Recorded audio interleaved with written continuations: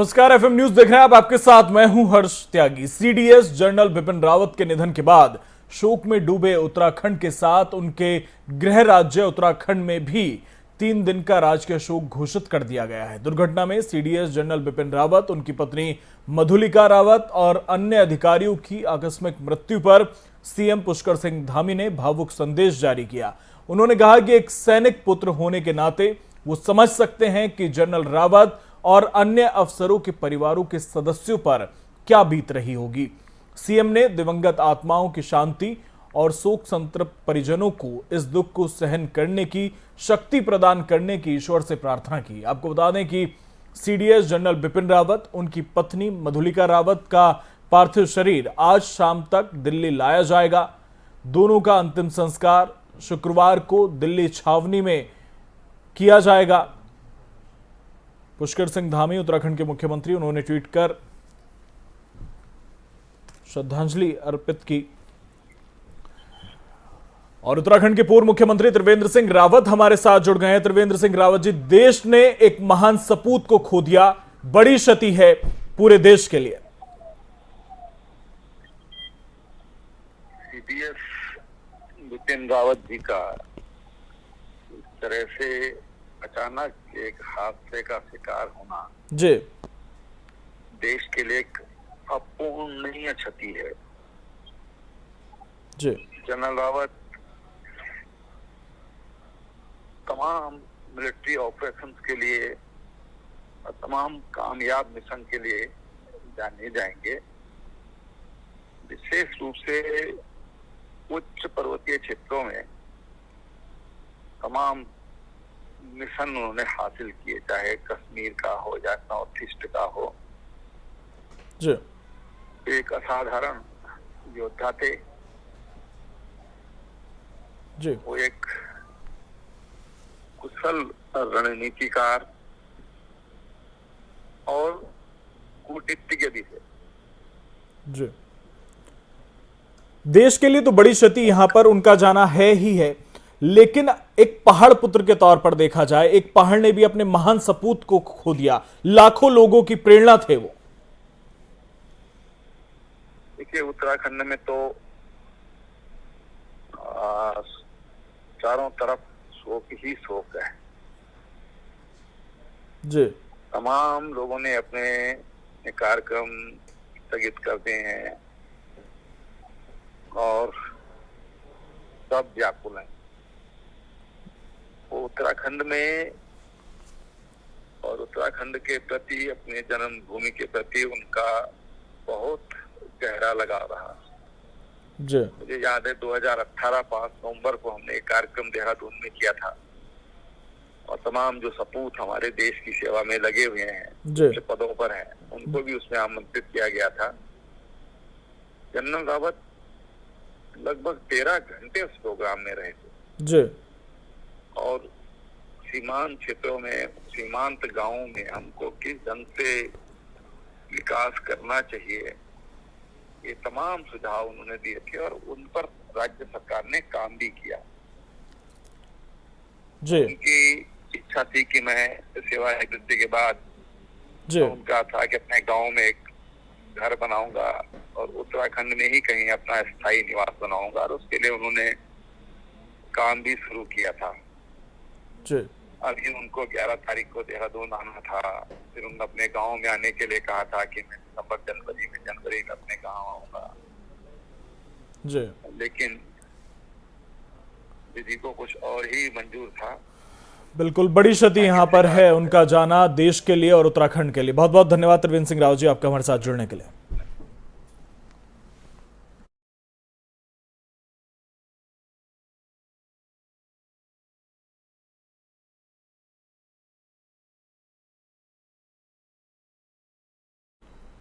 तो बड़ी क्षति यहां पर सीडीएस बिपिन रावत का जाना देश के साथ साथ उत्तराखंड के लिए भी एक बड़ी क्षति। और कांग्रेस के पूर्व प्रदेश अध्यक्ष किशोर उपाध्याय जी हमारे साथ जुड़ गए हैं। किशोर उपाध्याय जी, सीडीएस बिपिन रावत का जाना देश के लिए तो बड़ी क्षति है ही है, उत्तराखंड के लिए भी बड़ी क्षति है। नहीं, निश्चित रूप से हर्ष जी, ये मेरा सौभाग्य रहा कि जब उनके पिताजी रक्षा मंत्रालय में vice chief of army staff थे, लक्ष्मण सिंह जी,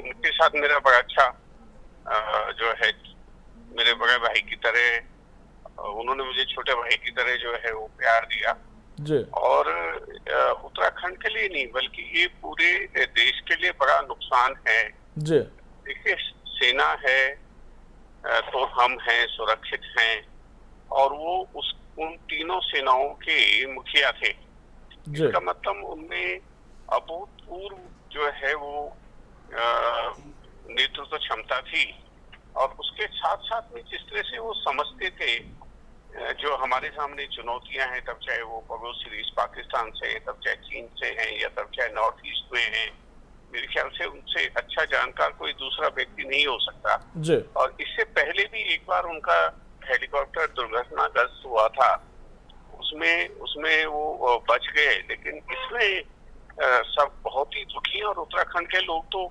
बहुत ही दुखी हैं, क्योंकि विशेषकर वो जिस क्षेत्र से आते हैं जी। देश के लिए, रक्षा के लिए अगर पहली बूंद रथ की गिरती है तो उत्तराखंड के नौजवान की गिरती है जी। और उनमें वो सारे के सारे जितने हमारे इन मिलिट्री में और पैरामिलिट्री क्षेत्र में काम करने वाले जो लोग हैं, उनमें वो बिपिन रावत जी में अपना अक्स देखते थे जी। और इसके मेरे ख्याल से बहुत ही गंभीर परिणाम जो है वो भविष्य में रक्षा सेवाओं में होंगे। और सबसे बड़ी चिंता का विषय ये है कि जो ये मी हेलीकॉप्टर जो है वो सबसे सुरक्षित है जी। तो इस तरह की क्या स्थितियां पैदा हो गई, लोगों के मन में तरह तरह के संदेह आ रहे हैं। बहुत से मैं भी सोशल मीडिया पे देखता हूँ वहाँ के लोगों की बातें, और सरकार को इन सारे संदेहों को दूर करना चाहिए। और कल भी जिस तरह से विलम्ब हुआ कि उनकी स्थिति क्या है, लोगों को मैंने जार रोते हुए देखा है, उनके गांव भी लोग गए हैं, वहाँ के दृश्य भी आपने देखे होंगे। ये अपूर्णीय क्षति है जिसको भविष्य में बहुत मुश्किल से भरा जाएगा, और हम सब लोग उनको भी नम्र श्रद्धांजलि देते हैं। बिल्कुल एक साहसी बेटा खो दिया। बिल्कुल। और जिस तरह से पहाड़ प्रेम की उनकी बात करें, पहाड़ के प्रति लगाव था, और कई बार उनके बयान भी सामने आए कि रिटायर होने के बाद उत्तराखंड में एक घर वो बनाएंगे, बोर्डिंग स्कूल को लेकर तमाम योजनाएं उनके दिमाग में थी, पहाड़ को लेकर, पहाड़ के विकास को लेकर, जो वो रिटायरमेंट के बाद करना चाहते थे। इससे पहले भी जी, आपको याद होगा अचानक ही हमारे जोशी जी जो चीफ ऑफ आर्मी स्टाफ थे जी, उनका भी निधन हुआ, और ये बड़ा दुख का विषय है कि दो जनरल जो है इस तरह से गए हैं। और पहाड़ के नहीं बल्कि वो पूरे देश के प्रति उनका जो एक दृष्टिकोण था, प्रेम की भावना थी, रक्षा की भावना थी, समर्पण की भावना थी, वो अभूतपूर्व थी। और वो कभी किसी तरह की किसी विवाद में, कंट्रोवर्सी में वो नहीं पड़े। उन्होंने अपना सीधा रास्ता रखा, और वही सब जो है उनको इस ऊंचाई तक ले गया। और रिटायरमेंट के बाद जिस तरह से वो सबसे कठिन इलाका है पर्वतीय क्षेत्र का, क्योंकि एक लड़ने की अद्भुत क्षमता हम लोगों में पैदा होती है, क्योंकि पैदा होते ही हमें अपने जिंदा रहने के लिए तरह तरह की झंझावातों से जूझना पड़ता है, जंगली जानवरों से लेकर के, प्राकृतिक आपदाओं से लेकर के, स्वास्थ्य और शिक्षा की सेवाओं से लेकर के। तो उनके मन में निश्चित रूप से एक पर्वतीय क्षेत्र के प्रति, उत्तराखंड के प्रति, अपने धरती के प्रति, जहाँ वो जिन्होंने जन्म लिया उसके प्रति स्नेह तो हो ही जाता है। मेरे ख्याल से वो सबसे बड़ा नुकसान जो है उत्तराखंड का हो गया कि इस पोजीशन पर पहुंचने के बाद बहुत से उसमें क्षेत्रों में जो है उस क्षेत्र को सेवित कर सकते थे, और अभी कोई उम्र भी ज्यादा नहीं थी, 60 उम्र उनकी। तो निश्चित रूप से हम सब के लिए बहुत ही दुखद और अपूर्णीय क्षति मैं मानता हूँ इसको। और ये वीर सैनिक को खोना देश की सबसे बड़ी क्षति है। उस तरह का अनुभव हर कोई नहीं ले सकता है जो उनका अनुभव होगा, और हम सब लोग आज बहुत दुखी है, दुखी मन से उनको जो है सदपूर्ण श्रद्धांजलि दे रहे हैं। बहुत बहुत धन्यवाद किशोर उपाध्याय जी, आपका हमारे साथ जुड़ने के लिए। तो उत्तराखंड में 3 दिन का राजकीय शोक घोषित किया गया है सीएम धामी के द्वारा, और बड़ी क्षति पूरे देश के लिए। पूरा देश इस वक्त गम में है। उत्तराखंड की बात करें तो उत्तराखंड के वो रहने वाले थे, वहीं पर उन्होंने पढ़ाई लिखाई की और काफ़ी लगाव पहाड़ के प्रति उनका था, जो वक्त वक्त पर देखने को मिला। पहाड़ को लेकर जो उनकी सोच थी, जो उनकी योजनाएं थी, वो समय समय पर देखने को मिलती रहीं। जो प्लानिंग थी कि पहाड़ को, क्योंकि देश की सेवा में वो समर्पित थे और उनकी एक कोशिश थी कि जब वो रिटायर्ड हो जाएं उसके बाद वो पहाड़ के लिए कुछ कर पाएं, पहाड़ के बच्चों के लिए कुछ कर पाएं।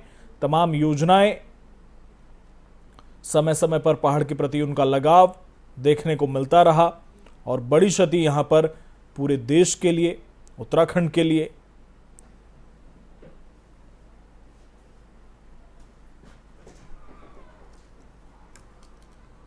तो आपको बता दें कि सीडीएस बिपिन रावत के निधन पर उत्तराखंड में 3 दिन का राजकीय शोक घोषित किया गया है और इस वक्त पूरे देश में शोक की लहर है।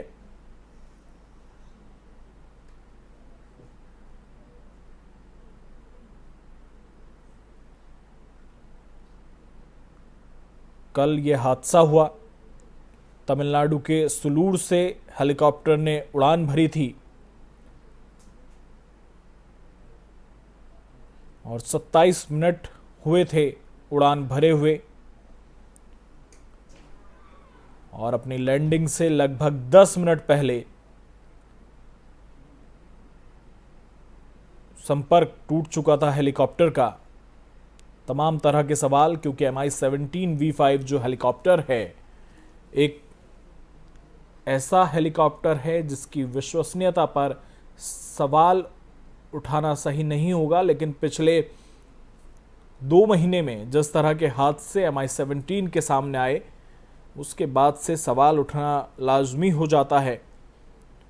जो Mi-17 V5 है वो VVIPs को ले जाने में प्रयोग किया जाता है और अगर हल्का खराब मौसम भी हो तब भी उसमें सरवाइव करने की क्षमता है।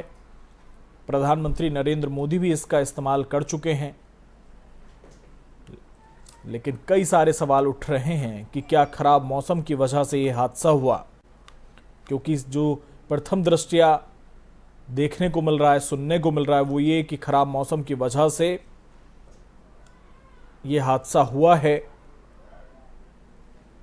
लेकिन सवाल ये भी है, क्योंकि Mi-17 एक ऐसा हेलीकॉप्टर है जो हल्के खराब मौसम में भी उड़ान भर सकता है, उसके बाद भी अगर ये हादसा हुआ है तो सवाल ये बनता है कि क्या तकनीकी खराबी की वजह से ये हादसा हुआ है,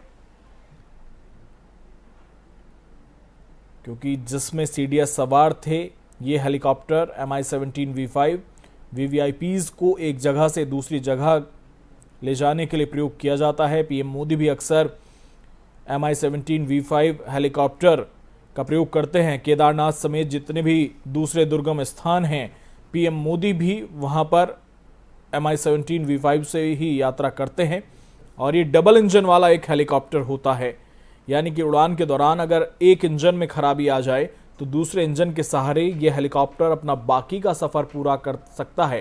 तो तमाम सवाल यहाँ पर उठ रहे हैं इस हादसे पर। पूरे देश में गम का माहौल है, उत्तराखंड में गम का माहौल है। एक महान सपूत को हमने खो दिया, अपूर्णीय क्षति देश के लिए सीडीएस बिपिन रावत का जाना।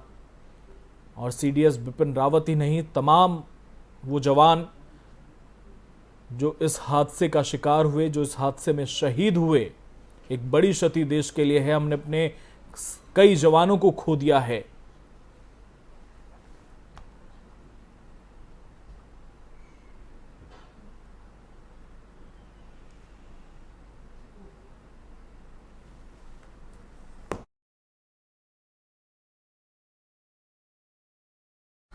सीएम धामी ने बीजेपी कार्यालय में सीडीएस बिपिन रावत को पुष्पांजलि अर्पित कर पुण्य आत्मा की शांति के लिए प्रार्थना की। बीजेपी विधानमंडल दल की बुधवार को मुख्यमंत्री आवास में आयोजित बैठक में सीडीएस बिपिन रावत के हेलीकॉप्टर दुर्घटना में निधन पर गहरा दुख व्यक्त किया। इस मौके पर 2 मिनट का मौन रखकर सीडीएस बिपिन रावत को श्रद्धांजलि दी गई। विधानसभा के गुरुवार से होने वाले शीतकालीन सत्र के मद्देनजर बीजेपी विधानमंडल दल की बैठक बुलाई गई थी, लेकिन इसे जनरल रावत को श्रद्धांजलि देने तक सीमित कर दिया गया। बैठक में सीएम पुष्कर सिंह धामी ने कहा कि जनरल रावत का निधन देश और उत्तराखंड के लिए अपूर्णीय क्षति है, यह उनकी व्यक्तिगत क्षति भी है।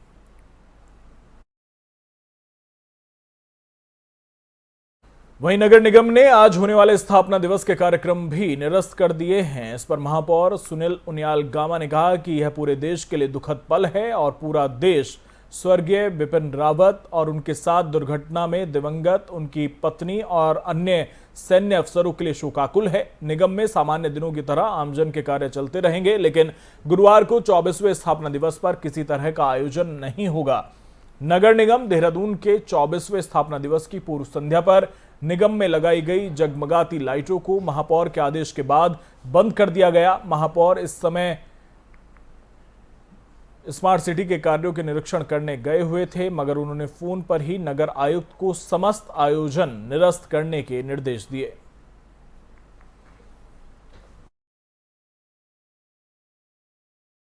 सीडीएस जनरल बिपिन रावत के निधन पर कांग्रेस के शीर्ष नेताओं और कार्यकर्ताओं ने गहरा दुख व्यक्त किया। उन्होंने इसे सेना और देश के लिए अपूर्णीय क्षति बताया है। राजपुर रोड स्थित कांग्रेस मुख्यालय में बैठक आयोजित की गई।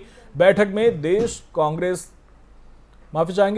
प्रदेश कांग्रेस अध्यक्ष गणेश गोदियाल, प्रदेश प्रभारी देवेंद्र यादव, पूर्व मुख्यमंत्री हरीश रावत मौजूद रहे। इस दौरान कांग्रेसी नेताओं ने कहा कि सीडीएस बिपिन रावत का असमय निधन भारतीय सेना की अपूर्णीय क्षति है, उसकी भरपाई कभी नहीं की जा सकती। भारतीय सेना में उनके सराहनीय योगदान को कभी भुलाया नहीं जा सकता।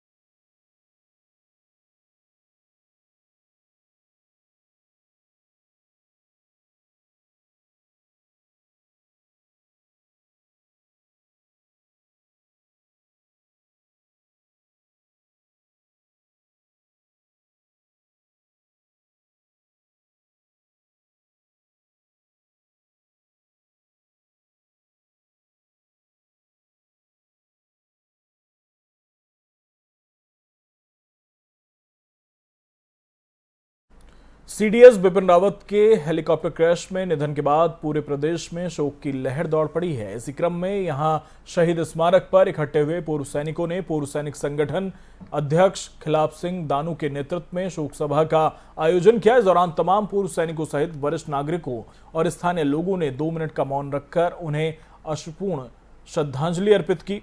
संगठन अध्यक्ष खिलाफ सिंह दानू ने कहा कि सीडीएस बिपिन रावत का इस तरह से चले जाना एक अपूर्णीय क्षति है, जिसे कभी भी पूरा नहीं किया जा सकता।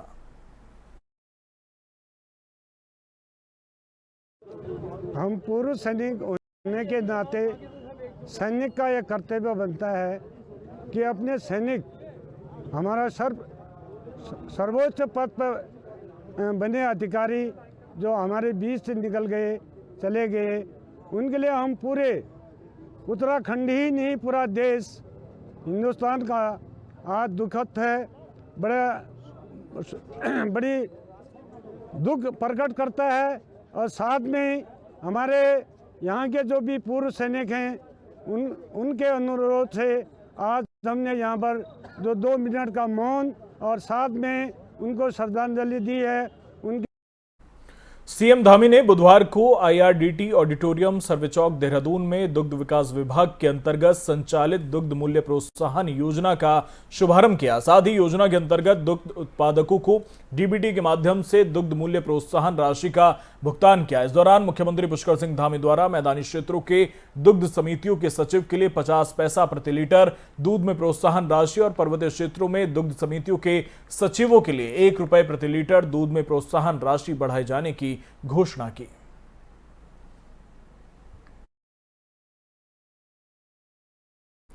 पुलिस क्षेत्राधिकारी कर्णप्रयाग विमल प्रसाद ने थाना थराली पहुंचकर आगामी विधानसभा चुनावों में शांति व्यवस्था बनाने और सुझावों को लेकर पुलिसकर्मियों और व्यापार संघ के व्यापारियों समेत वाहन चालकों की संयुक्त बैठक ली। बैठक में पुलिस और आमजन के बीच सामंजस्य स्थापित करने के साथ ही व्यापारियों और वाहन चालकों की कई समस्याओं और शिकायतों पर भी विचार किया। इसके साथ ही आगामी विधानसभा चुनावों में मतदान को शांतिपूर्ण तरीके से संपन्न कराने को लेकर भी चर्चा की गई।